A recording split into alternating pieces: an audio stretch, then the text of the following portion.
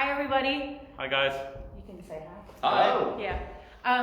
I'm here live. We are meant to have like an in-person workshop tonight, but we didn't get anybody to show, so I decided to persuade our panel to come live today on Facebook. So for those of you that want to come and join us and ask any questions, feel free in the comment box to type in, ask any questions at any time, and we'll keep an eye on that. And yeah.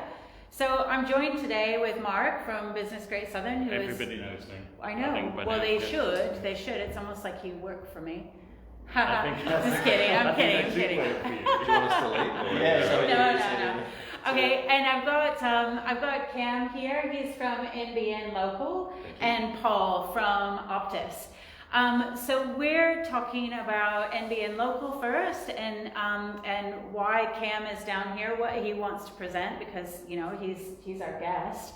And then we've got Paul on to kind of counter some of his stuff and to fill in some of the gaps on some of the questions that I might fire at them. So I'll hand it over to you, Paul, like the NBN and the role of NBN and why you're here. And sure. You can go ahead and give us your spiel. I think it'd be great to know I'm clueless on all of this. So, Sure, yeah. Absolutely, no Bit problem. of education would be great. Yeah, absolutely. And Yeah. I've got a PowerPoint that only I can see, so that would make sense, but anything just helps me with notes. So. Yeah. But look, Cam Edwards, I work for NBN Local, which is essentially a new business unit within NBN. After numerous reviews into telecommunications, one of the recommendations that the federal government received was that we needed to have more people on the ground in the regions with the acknowledgement that the network is built. Do people know how to access it adequately? Do people understand the different technology types that exist, and how are they actually getting to do that? So I'm a regional person, so I live in Busselton. My counterparts live in Yellingup and Bridgetown, and cover most of all of WA. We're getting another couple of people on up north, which is a big challenge for us at the moment. But really where the rubber hits the road. And my role essentially is to work with small businesses and businesses in regional Australia to make sure that they know what types of connectivity is available to them. Yeah. So NBN, correct me if I'm wrong, I think of NBN as like the stuff that exists like underneath the earth, and it's like the thing that runs through and like connects everybody. It is like the internet itself. Yeah, so is that true? Essentially, okay. Our role 10 years ago was to be able to, we're a government business enterprise. Yep. So our role is to essentially build the network, and we have what we call a multi-technology mix. So you kind of part right in the sense that a lot of the fibre and cable in the ground belongs to us, and that's how some people get their internet. You can get it through fibre to the node, which is essentially a very common connectivity here in Denmark, which essentially means we run the fibre to a pillar or a cabinet, and from there it runs via copper to your house or business. Then we have fibre to the premise, which is the kind of high spec version, which is in newer build areas and some other locations as well. I think the new development that you guys have got out here, that actually has fibre to the premise as part of that, which as a developer they sort of work with NBN to put that into the ground for those guys. Then we also have fixed wireless technology, where we'll have a little dish on the roof, not a round dish, that's satellite or Foxtel, depending on what you've got. It's a little diamond-shaped dish, and that points to the mast, which I think is on up in Mount Chatforth. And then you've got, if you're outside of that footprint again, you've got our satellite technology. So you're kind of partially right in terms of the bits and pieces, but the main thing that we offer with the NBN network is that we're a wholesale network. Okay. So people like Paul who work with Optus, what we call a retail service provider. So they will on-sell our network to their customers. So that's Optus. Like in Denmark, that's Optus, Telstra, and... Well, there's actually 182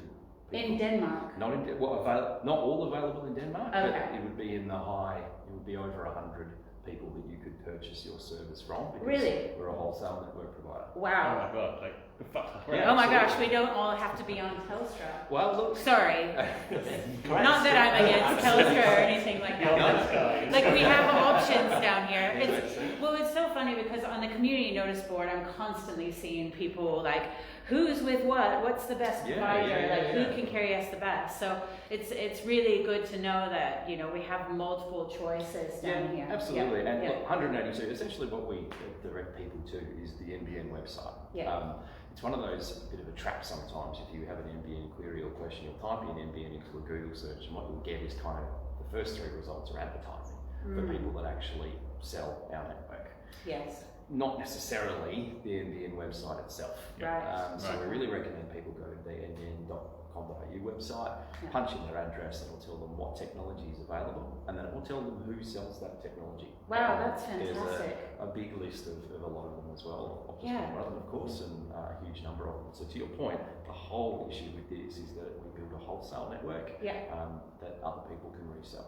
Yeah. And I think what Cam was saying, because we did this last night in Albany as well, that it doesn't matter about your mobile coverage. Like, forget that for a minute, because we're just talking about the NBN and the internet. So whilst we're down here in Denmark, and everybody knows I live in Denmark, it's great because you've really only got a few options for your mobile, but you've got all these other options for your internet if you want those instead. So it means 2 bills and it means dealing with 2 different people, but you could get a better deal, or you could get better coverage or better service just on your internet at your home or at business, just by logging onto like the NBN website, and then you can have a bit of a play putting your address and, that's great. and see who can provide to you. That's great.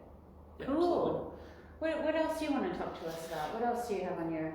I guess probably the other big part of what we look at is, whilst we've made the investment in the network, and there's always we announced probably a few months ago that the build for the network is complete, and there's always a big star about that, because I think on paper there's about 88,000 premises that can't get it for various other reasons, but typically we are a government business enterprise, so there's always going to be that. Yeah. But essentially, I guess the message for us to communicate is that whilst we say the build is complete, we're still continuing to invest in the technology that we've provisioned. Yeah. Certainly getting around town today and having a few conversations with, even just a motel I'm staying at and those sorts of guys, they're sort of like, oh, what else can we get, or what else is coming? A lot like, for fixed wireless, for example, we now have a fixed wireless plus product, which we released after we got some feedback from, the guys like the retail service providers who talk to us about what's going on with their customers and what they would prefer, and also end users, of course, talk to us as well.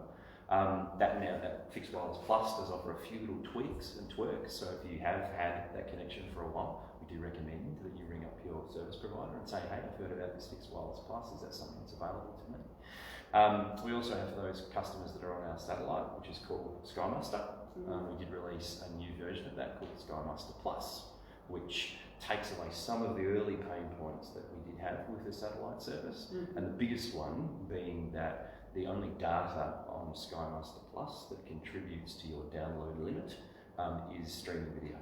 Everything else is unmetered, which is really important for those guys operating farm businesses, remote businesses, all that type of stuff, because the common complaint we would get is kids would come home from school and they'd smash the data limit or the allowance that they had on SkyMaster Plus, and then all of a sudden their kind of mission critical stuff couldn't actually happen, so emails and things like that. Yeah. So we work with a lot of lobby groups and interest groups around, okay, how can we define and refine this product more? So SkyMaster Plus is the end result. Well, that might be beneficial too for like accommodation providers if they wanted to offer that Wi-Fi element to them. It's all like, and that's the interesting part when we talk about things like Wi-Fi. You still need the pipe coming in. So I think we often, my analogy, at least anyway, is to talk about reticulation. So you have to have the retic pipe coming in and the water pressure to deliver what you want to do. Now some people, if you can't get the right water pressure, you can't have too many sprinklers hanging off what you've got. So if you've got accommodation units or something like that, you have to be mindful about how much data you've got to actually then adequately service those things. Because the NBN will give you the pipe to the door. What you do with it after that point is up to you. Yeah, interesting. Yeah. So you actually said a story last night as well about an accommodation place who was having really bad connectivity and Wi-Fi. Yeah. So I mean, it's actually available on our blog. It's just an example of a caravan park in New South Wales, and they were operating on a fairly standard residential connection, and we're trying to offer community Wi-Fi to the park. And it's like, oh wow, not really going to do. You've got Yeah. 200 guests and probably 3 times as many devices trying to hook onto a network. So those guys actually upgraded to a business product that we have called Enterprise Ethernet, which is available in most areas where we have a fixed footprint, so that fibre to the node piece.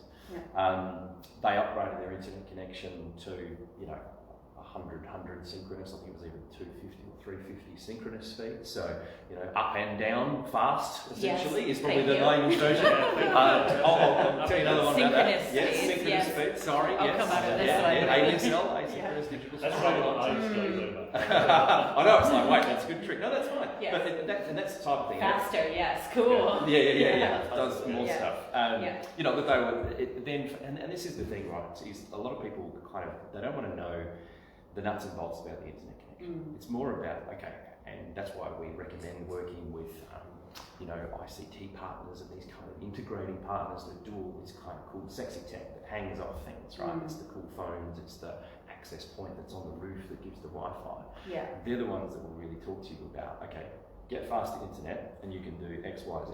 Because most businesses just want to know, is it going to save me money? Is it going to make me more productive? Yes. And then a lot of the answers to those is yes, but then it does need an investment. Yeah, okay, I see. Because I'm thinking cafes as well.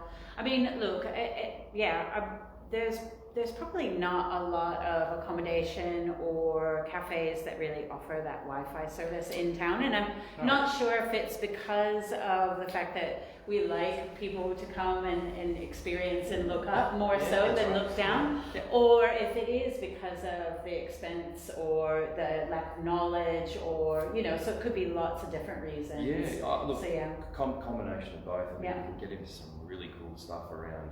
An access point will track anyone's phone that comes in. There's a little handshake that happens there, and then that's recognised, and you can tell how many times that person walks past. You can do things like dwell time, how long do they stay, and that actually goes into some of what we call big data to help you with some of those decision making.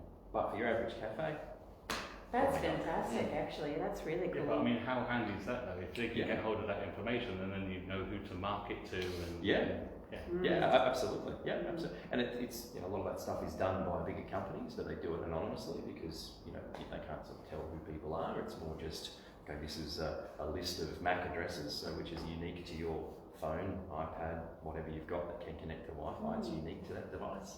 You can kind of then see, lots of people that walk past my shop that don't come in my shop. Yeah. Okay, what's the go? What does my window look like? Probably doesn't look. I feel like that's a couple of steps ahead from where most businesses are at the moment, but the technology does exist. Yeah. So I actually had a question from my wife after last night, right? And this is, a lot of people have asked me this actually since and before, and they go, okay, so NBN, it was forced upon us by the government, and we didn't really have a choice, and then I got it, and it was terrible. Like, what happened? Why all of a sudden was it? And I mean, and that's all the time we have. No, joking. Seriously. You said to me yesterday that things were rolled out quickly, and then it improved upon. But then there was something you were saying about other download speeds and people on different packages and.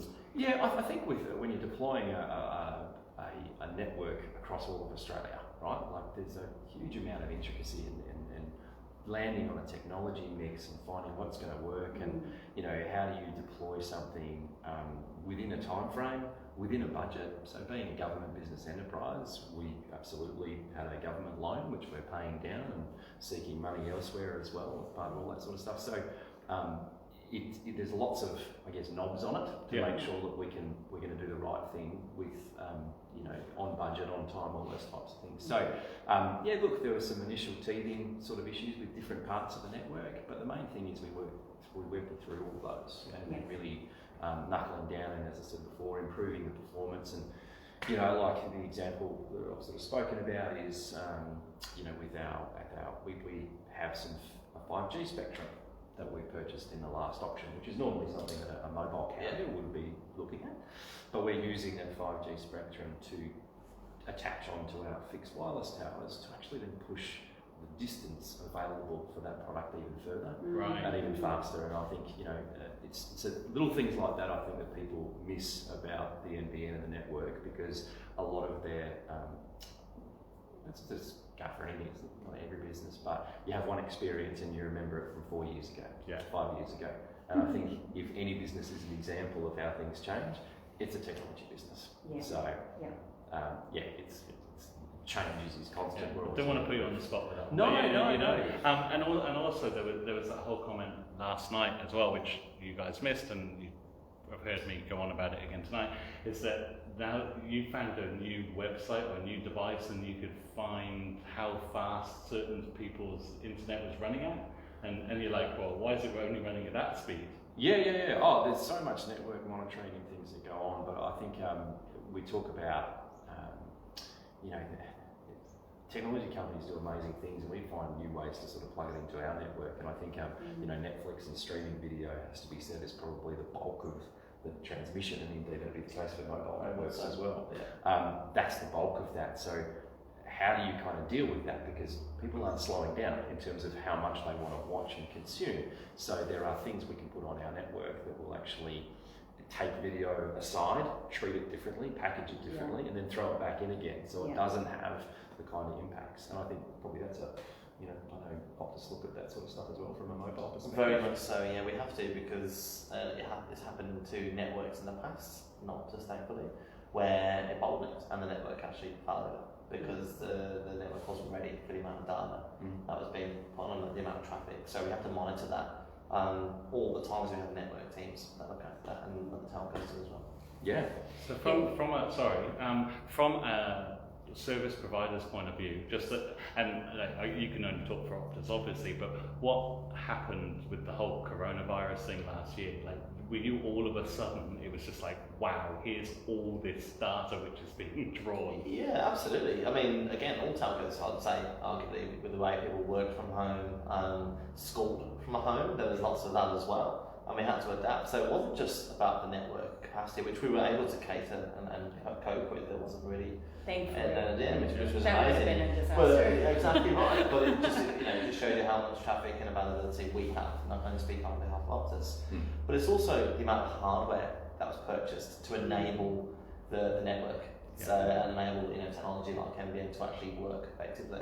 Laptops that were selling out of stores. You couldn't get enough. So not only are you using more of the network, but the amount of devices that's also using the network exponentially overnight, increased. Yeah. But it was good to see the network, really cope with that from our perspective. So it was great to see, and we saw those spikes, and it took a while for that to really subside. I mean, still now it's actually opened people's eyes to a new way of working in the new world as we see it. We're doing this live.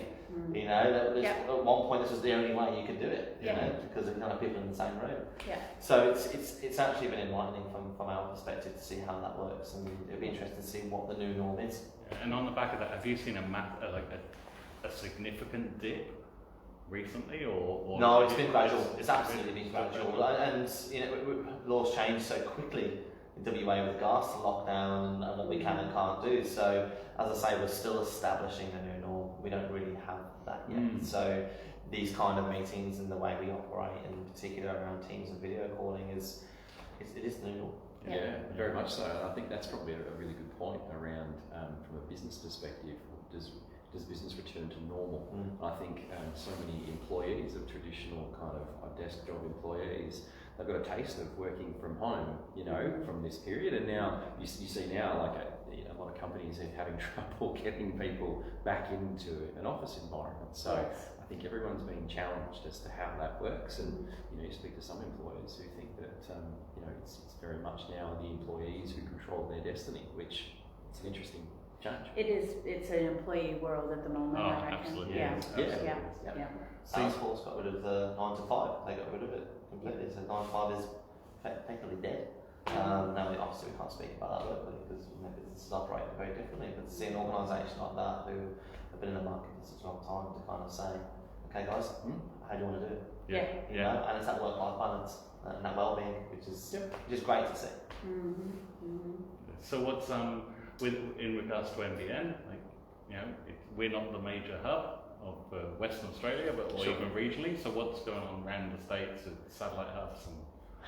Look, I think enterprise Ethernet is probably one of the biggest things that we're speaking about from a business perspective. So that's your sort of high grade business service. That it is part of that sort of COVID change that Paul was talking about too. We're working with state governments, federal governments, and regional groups as well around making sure that new industrial parks are sort of popping up, and the traditional model for that is to take care of power, water, and waste. And we're sort of then going, okay, cool. What about the connectivity? Yeah. So you want this area to be an advanced manufacturing hub. You want to attract businesses away from, say, a metro environment and into the regions. Well, let's make sure we're thinking about connectivity. Yeah. So that's probably a big one on our list, and working hand in hand and co-funding builds, because building this stuff is incredibly expensive, and we have a responsibility with being a government business enterprise. So we'll partner with who we can to actually ensure that comes to light. So getting in front of that's no easy feat, because there's a lot of planning and it takes a long time, but we're really starting to make an impact there. Yeah, cool. Fantastic. Cool. Was there anything else that you wanted to add before, as we kind of wrap up? No, look, I guess just the key messages from an NBN perspective is things change. So if you had a poor experience with a particular service on the NBN network 4 or 5 years ago, I encourage you to relook and see. We've made some changes to our existing product lineup, which will, we think make things a lot easier for people. Yeah. We are a wholesale network, and you have choice, I guess, is probably the other big thing to take away. If you're having a poor service experience with a service provider that is reselling our network to you, there are other options available. People that offer different levels of service and choice and all those types of things that go into it. And I think, as you sort of pointed out before, it's not traditional sort of players, and there are other people that are available to you as well. Yeah. So they're, I guess, probably the key points from my perspective. Cool. Paul, do you have anything to add? Oh, it's nothing really, to be honest with you. Look, our relationship with NBN is strong. We have lots of products, and as Cam mentioned earlier, you do have choice, and we have to emphasise that. Whilst I'm here representing Optus, you do have, go out there, do your research, have a look at what you're after. I can talk that we offer speed packs and different products to enrich that experience, and we do a bit of a white glove approach with NBN with regards to that delivery, to make sure it's the best experience for the users. So, but absolutely do the research. In mobility as well as fixed services, people have that perception of an experience that had 4, 5, 3 years ago. And it's that bit once, twice shy kind of mentality. But do revisit for sure. Yeah. And you said to me yesterday that from like an Optus point, because I drive to and from Albany every day, as you guys know, and I always have like dead spots on the mobile phone, and so it's very regional. But you said to me yesterday that something is happening. Something is happening. So born home. So save the best at the end. And there's 2 people that are watching this. Something is happening. Something is happening. We can't tell you yet, but it'll. Just an insight. We have a tower going up in Bournemouth on the way here. So just on Lower King, on the Lower King kind of road to roads between the two, and that will be up within the next quarter. Yeah. So I'd love to commit a date to you, but with any network and any tower that goes up, we do a bit of testing. The guys do a drive around to make sure it's all functional, structure's okay, but the structure's been built. We just have to put our network on there. So I'll say the next quarter, so next 3 months. It will be sooner than that, but if I commit to that, I'm confident that I'll Cool. Yeah. And sorry, Cam, you said something yesterday which was I kept latching onto, because I'm always going, well, why isn't our internet faster? Why isn't our internet faster? And then you said that the main hub for WA is based where? Like with all the fibre. What we call our point of interconnect in Katanning. In Katanning.